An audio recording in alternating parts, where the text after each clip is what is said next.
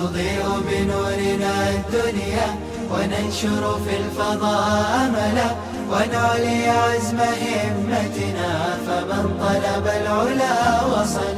اللہ کا احسان یہ ہوا کہ اللہ نے علم دین کو سیکھنے سکھانے کے لیے ہم سب کو یہاں پر جمع فرمایا.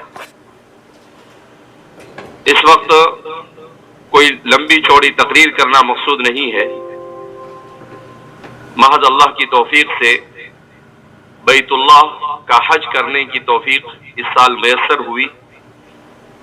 والد صاحب کا حکم ہوا کہ مغرب سے پہلے پہنچا میں تو کہا کہ عشاء کے بعد آپ کو دعا کرنا ہے. پھر اس کے بعد مجھے کہا کہ سفر کے سلسلے میں آپ نے جو بھی ہوا چند چیزیں بیان کرنی ہے، اس لیے میں 5-7 منٹ میں کچھ چیزیں بیان کر اپنی بات کو ختم کر دوں گا. حج یہ اسلام کا اہم ترین رکن ہے جس کو الفریضۃ الخامسہ کہا جاتا ہے کہ کلمہ طیبہ پڑھ کر کوئی بھی شخص مسلمان ہوتا ہے. اس کے بعد سب سے پہلا فریضہ اس پر نماز، دوسرا فریضہ روزہ، تیسرا فریضہ اس پر زکوٰۃ اگر وہ مالدار ہو جائے، صاحب نصاب ہو اور شرائط زکوٰۃ اگر اس کے اندر پائی جائے، اور چوتھا فریضہ جو ہے وہ ہے حج. من استطاع الیہ سبیلا، جو مکہ مکرمہ تک پہنچنے کی اور وہاں سے واپس آنے کی استطاعت رکھتا ہو اس پر حج فرض ہوتا ہے. ویسے تو حج کا سلسلہ حضرت آدم علیہ نبینا علیہ الصلاۃ والسلام کے زمانے سے شروع ہوا. اعیان الحجاج میں حضرت مولانا حبیب الرحمن اعظمی جو ہندوستان کے بڑے پائے کے محدث گزرے ہیں، انہوں نے کتاب لکھی ہے اعیان الحجاج. اس کتاب میں حضرت آدم علیہ الصلاۃ والسلام سے لے کر آخری دور تک کے اکابرین نے جو حج کیے ان حجوں کے واقعات اور اس کی تفصیلات بیان کی. تو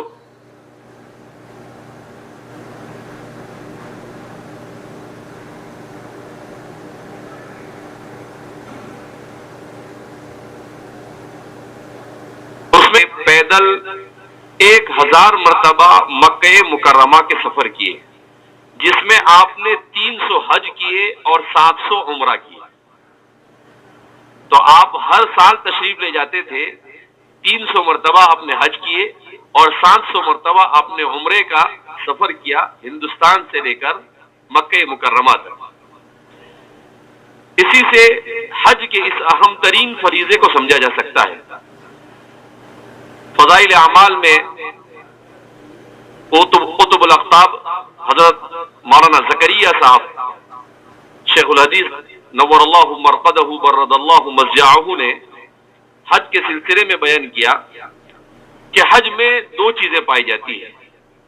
ایک تو حج یہ آخرت کی تیاری اور آخرت کے تمام مناظر کو یاد دلاتا ہے، اور دوسرا حج میں جمالی اور جلالی دونوں کیفیتیں اور عاشقانہ تمام کیفیتیں اس میں پائی جاتی ہیں.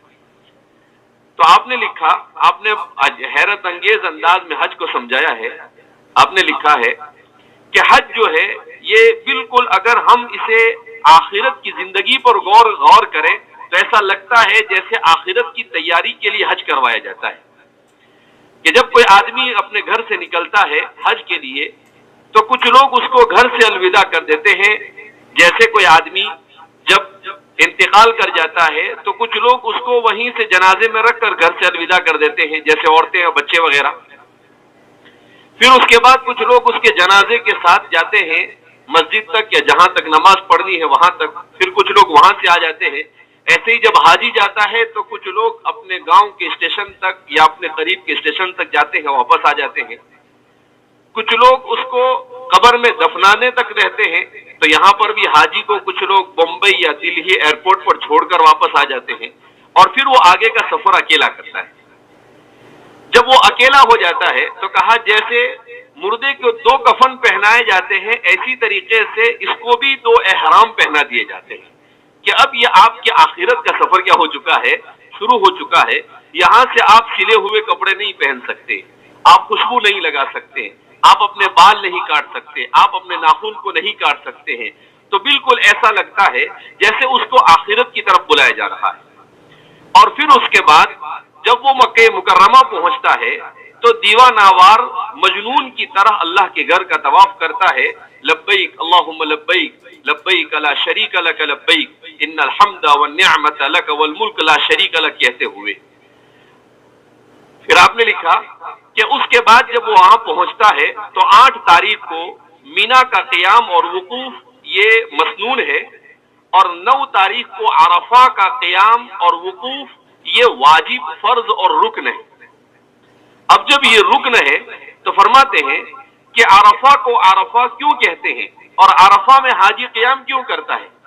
تو کہا کہ عرفہ دراصل یہ وہ جگہ ہے جہاں پر انسان سے عہد الستو لیا گیا، جہاں پر انسان سے عہد الستو لیا گیا کہ اللہ رب العزت نے حضرت آدم علیہ السلام کی پشت سے حضرت آدم علیہ السلام کے پہلے بچے سے لے کر قیامت کے اخیر میں پیدا ہونے والے جتنے بھی تھے ان سب کو اللہ رب العزت نے آدم کی پشت سے نکالا، اور حضرت آدم علیہ السلام کی پشت سے جب نکالا تو ان کا سائز یہ چونٹی کی طرح تھا مگر ان کی جسامت انسان کی جیسی تھی. یعنی سائز چونٹی کی طرح تھا مگر کان تھے، ناک تھی، آنکھیں تھی، دماغ تھا، دل تھا، پاؤں، ہاتھ، سب کچھ بالکل مکمل انسان تھے وہ.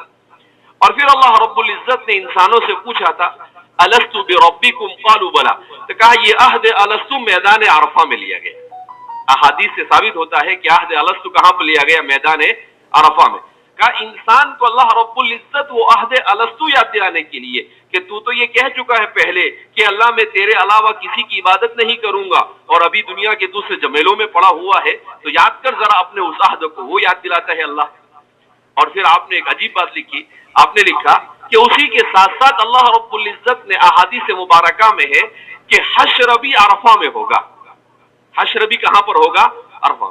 یعنی قبروں سے وَنُفِخَ فِي الصُّورِ فَإِذَا هُم مِّنَ الْأَجْدَاثِ إِلَىٰ رَبِّهِمْ يَنْسِلُونَ کو جو قرآن نے ذکر کیا ہے، تو کہا جب قبروں سے اٹھیں گے تو انسانوں کو جس میدان میں جمع کیا جائے گا وہ بھی عرفہ کا میدان. تو ارض المحشر والمنشر یہ کون سی زمین ہے؟ عرفہ کی. تو انسان کا آغاز بھی عرفہ میں اور انسان کا منتہا بھی عرفہ میں. تو زندگی میں ایک مرتبہ کہا کہ ذرا اپنا آغاز جہاں سے ہوا وہاں اور جہاں پر تیرا آخری حساب ہونے والا ہے وہاں پر جا کر آ، اور اس کی تیاری کیسے کرنی اگر بھول گیا ہے تو اس کو یاد کر آ. کہ اس لیے اللہ رب العزت میدان عرفہ میں کیا کرتے ہیں؟ جمع فرماتے ہیں. تو اس طریقے سے آپ نے اس کو، اور کہا اسی طریقے سے حج جو ہے یہ ایک عاشقانہ عبادت ہے، اور بھی بہت تفصیلات ہے، آئندہ کسی موقع پر اس کو بیان کیا جائے گا انشاءاللہ. تو کہا کہ اس کی عاشقانہ عبادت کیسے ہے؟ کہا جیسے آدمی کسی کا دیوانہ ہو جاتا ہے تو دیوانہ ہونے کے بعد وہ سوائے اس کو کوئی اور نہیں سمجھ میں آتا ہے، ایسے ہی مکہ پہنچتا ہے تو سوائے اللہ کے اسے کوئی اور سمجھ میں نہیں آتا ہے. اسی لیے کہا ایک صحابی نے اللہ کے رسول صلی اللہ علیہ وسلم سے دریافت کیا کہ حج میں سب سے افضل عبادت کیا ہے؟ تو آپ صلی اللہ علیہ وسلم نے ارشاد فرمایا کہ السج والعج. صحابہ پریشان ہو گئے کہ یہ کون سی زبان ہے؟ السج علیہ وسلم نے کہا کہ السج اس کا مطلب یہ ہے کہ 10 تاریخ کو قربانی کرنا، اور العج کا مطلب یہ ہے کہ لبیک اللہم لبیک کو بلند آواز سے بولنا. کہا یہ حج کی سب سے افضل ترین عبادت. اور پھر فرمایا کہ جب حاجی لبیک اللہم لبیک بولتا ہے تو اس کے چاروں طرف روئے زمین کا پورا حصے میں جتنی بھی چیزیں ہیں، جمادات ہو، نباتات ہو، وہ سب بھی اس کے ساتھ لبیک اللہم لبیک کی ندا میں شریک ہو جاتے ہیں، اور وہ سب قیامت کے دن اس کے ایمان کی گواہی کے لیے حاضر ہو جائیں گے. تو اس لیے اللہ کے رسول صلی اللہ علیہ وسلم نے فرمایا کہ یہ ایک عاشقانہ عبادت ہے. بہرحال تو حج جو ہوتی ہے اس میں دنیا بھر کے لوگ جمع ہوتے ہیں. ویسے حج میں 25، 30 سے 35 لاکھ لوگ جمع ہوتے ہیں. رسول اللہ صلی اللہ علیہ وسلم کے حج میں 1,30,000 یا اس سے زائد لوگ جمع ہوئے تھے. لیکن صحابہ نے عجیب بات لکھی ہے کہ اللہ کے رسول صلی اللہ علیہ وسلم کا معجزہ یہ تھا کہ 1,30,000 سے زیادہ صحابہ تھے. حضور جب تقریر کرتے تھے تو مائک نہیں تھا، مگر جو بات سامنے بیٹھے ہوئے کو سنائی دیتی تھی اخیر میں بیٹھے ہوئے کو بھی ویسی ہی آواز سنائی دیتی، بغیر مائک کے. کہا یہ آپ کا معجزہ تھا کہ آپ کی آواز 1,30,000 انسانوں کو یکساں پہنچی، اور آپ نے پورا صرف حج ہی نہیں سکھایا بلکہ دین کی اہم ترین تعلیمات بھی آپ نے حجۃ الوداع کے موقع پر امت کو سکھائی. اسی لیے حضور کے حج کو حجۃ الوداع کہا جاتا ہے، جس کے اوپر ابھی والی صاحب کے ساتھ مغرب کے بعد مذاکرہ ہو رہا تھا. میں نے کہا کہ اس مرتبہ بڑی اچھی کتاب نظر سے گزری، حجۃ الوداع و عمرات الرسول، حضرت قطب الاقطاب حضرت شیخ زکریا رحمۃ اللہ علیہ کی کتاب ہے، جس میں آپ نے بڑی تفصیل کے ساتھ رسول اللہ صلی اللہ علیہ وسلم کے حج کو بیان کیا ہے. تو بہرحال لیکن ایک چیز محسوس ہوئی کہ امت اس وقت دینی اعتبار سے بہت جہالت کی شکار ہے. حج کے لیے جاتے ہیں لوگ بڑی رقمیں خرچ کر کر، مگر ان کو کچھ پتہ ہی نہیں کہ حج کیا ہوتا ہے اور کیسے ہوتا ہے، اس کے فرائض کیا ہے، اس کے واجبات کیا ہے، اس کے سنتیں کیا ہے، اس کے ممنوعات اور اس کے محرمات، کچھ پتہ نہیں. بس بیچارے جاتے ہیں اور جو سمجھ میں آئے وہ کرتے ہیں. تو بہت سارے ایسے ہوتے ہیں کہ ان کا حج بس اللہ کے فضل و کرم سے ہو گیا تو ہو گیا، نہ تو حج ہی نہیں ہوتا ہے. اس لیے کہ فرائض اور واجبات ہی میں کوتاہی ہوگی اور رکن ہی ادا نہیں ہوگا تو حج کیسے ہوگا. تو بے شمار وہاں پر چونکہ جو بھی ہم سے متعلق لوگ تھے ان کے درمیان میں ان کو روزانہ حج کے بھائی آئندہ کل ہم کو کیا کرنا ہے، آج کیا کرنا ہے، اور اس میں اگر آگے پیچھے ہوا تو اس صورت میں دم کیسے لازم ہوگا، وہ ساری چیزیں بتائی جاتی ہے. تو میں بتلاتا رہتا تھا لوگوں کو. تو لوگوں نے کہا کہ مولانا اس سے یہ سمجھ میں آیا کہ ایک مولانا کا حج میں ہونا ضروری ہے ورنہ حج آپ کا صحیح ہوگا نہیں. تو اس لیے بہت اہم ترین عبادت ہے، مگر اس عبادت کو امت سیکھتی نہیں ہے اور بغیر سیکھے وہ کرتی ہے. تو اس لیے اللہ رب العزت سے وہاں پر دعا کی ہے کہ اللہ رب العزت ہمارے تمام طلباء کو اپنے گھر کا دیدار مقدر فرمائے، اور اللہ رب العزت صفت قبولیت کے ساتھ بار بار حج اور عمرہ کرنا ہم سب کے لیے مقدر فرمائے. حج کے بعد حدیث میں آتا ہے کہ اللہ حاجی کی تو مغفرت کر ہی دیتا ہے، مگر حاجی جن کے لیے دعا کرتا ہے اللہ اس کی بھی مغفرت فرماتے ہیں. اور ایک روایت میں اللہ کے رسول صلی اللہ علیہ وسلم نے ارشاد فرمایا کہ قیامت کے دن 40 ایسے لوگوں کی سفارش، اور ایک روایت میں 400 اور ایک روایت میں 700 ایسے لوگوں کی سفارش کو حاجی کی قبول کی جائے گی جن پر جہنم واجب ہو چکی ہوگی. تو بڑی فضیلتیں حج کے سلسلے میں احادیث میں اس کا ثواب، اس کے ایک قدم پر 7 کروڑ نیکیاں ملتی ہیں. حج میں چلنے پر ایک قدم آدمی چلتا ہے تو اللہ کے رسول صلی اللہ علیہ وسلم نے ارشاد فرمایا کہ 70 نیکیوں کا ثواب، اور پھر فرمایا کہ وہ 70 نیکیاں مکہ مکرمہ میں کی جانے والی نیکی کے برابر، اور مکہ کی ایک نیکی دوسری جگہ پر کی جانے والی 100 نیکی کے برابر. تو اس کا حساب لگاؤ تو 7 کروڑ بنتا ہے. کا ایک قدم چلے گا تو اس کے نامہ اعمال میں 7 کروڑ نیکیاں لکھی جاتی ہے. بہرحال اللہ رب العزت ہم سب کو ایسا حج مقدر فرمائے جس حج کے سلسلے میں حضور نے فرمایا کہ اگر آدمی حج خوب اچھی طرح سے کرتا ہے تو وہ گناہوں سے ایسے پاک ہو جاتا ہے کہ یوم ولدتہ امہ، جیسے اپنی ماں کے پیٹ سے آج ہی پیدا ہوا ہے. ایک روایت میں حضور نے فرمایا کہ جب حاجی حج کر فارغ ہوتا ہے اور اس کا حج قبول ہو جاتا ہے تو ایک فرشتہ آتا ہے اور اس کی پیٹھ کو تھپ تھپاتا ہے اور کہتا ہے اب چلو تمہارا پچھلا سب حساب کتاب صاف ہو چکا ہے، اب نئے سرے سے زندگی کیا کر دو، شروع کر دو. بہرحال اللہ رب العزت اس سال جو بھی 8 سے 10 لاکھ لوگوں نے حج کیا ہے ان سب کے حج کو مقبول اور مبرور فرمائے، ان سب کے حج کو مبارک فرمائے، اور اللہ رب العزت ہم سب کو بھی شرف سے بار بار بہرور ہونے کی توفیق مرحمت فرمائے. اللہم صلی علی سیدنا و نبینا و شفیعنا و سندنا و مولانا محمد وبارک وسلم. ربنا اغفر لنا ذنوبنا واسرافنا في امرنا وثبت اقدامنا وانصرنا على القوم الكافرين. اللهم انك عفو كريم ملك تحب العفو فاعف عنا يا كريم. اللهم اجعل حجنا حجا مبرورا وسعيا مشكورا وذنبا مغفورا وتجارة لن تبور. اللهم اغفر ذنوبنا وامح عيوبنا واستر عوراتنا وآمن روعاتنا. اللہ ہمارے گناہوں کو معاف فرما، ہماری خطاؤں کو معاف فرما، ہماری لغزشوں کو درگزر فرما. ذل جلال والاکرام تیری توفیق سے، تیرے فضل سے، تیرے احسان سے اور تیرے کرم سے جو حج ہوا ہے اللہ اس حج کو قبول فرما. اللہ اس حج کو حج مبرور فرما. اللہ جتنے بھی حاجی وہاں پر پہنچے جنہوں نے بھی مشقتیں اٹھائی ان سب کی حجوں کو قبول فرما، ان کی کوتاہیوں کو معاف فرما، ہم سے بھی جو کوتاہی ہوئے اسے معاف فرما۔ اے اللہ ہمارے ان سب بچوں کے لیے جو دعائیں وہاں پر کی گئی ان دعاؤں کو قبول فرما۔ اے اللہ ان سب کو علم نافع عطا فرما۔ اے اللہ ان سب کو بار بار صفت قبولیت کے ساتھ تیرے گھر کی زیارت مقدر فرما۔ اے ذل جلال والاکرام ہم سب کو نیک اور صالح بنا۔ اے اللہ ہمیں حج کے بعد اپنی آخرت کی خوب اچھی طرح سے تیاری کی ہم سب کو توفیق مرحمت فرما۔ اے اللہ حاجیوں کے لیے جو بھی وعدے کیے گئے ہیں اللہ تمام حجاج کے حق میں سے قبول فرما لے۔